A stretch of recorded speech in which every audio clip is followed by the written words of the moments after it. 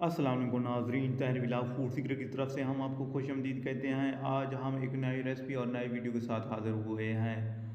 हम आपको इस वीडियो में ये दिखाने जा रहे हैं कि बलूचिस्तान में मटन सिज्जी किस तरह तैयार की जाती है और इनका तरीक़ाकार क्या होता है। आप इस वीडियो में मुकम्मल देखेंगे कि तैयार होने के बाद मटन सिज्जी कितना ही मज़ेदार और टेस्टी दिखाई दे रही है। हम उम्मीद करते हैं अगर आप इस तरह की मुनफरद और दिलचस्प टेस्टी और मज़ेदार वीडियो देखना चाहते हैं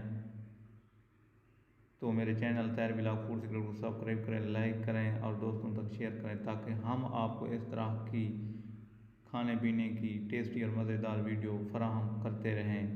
थैंक्स फॉर वॉचिंग।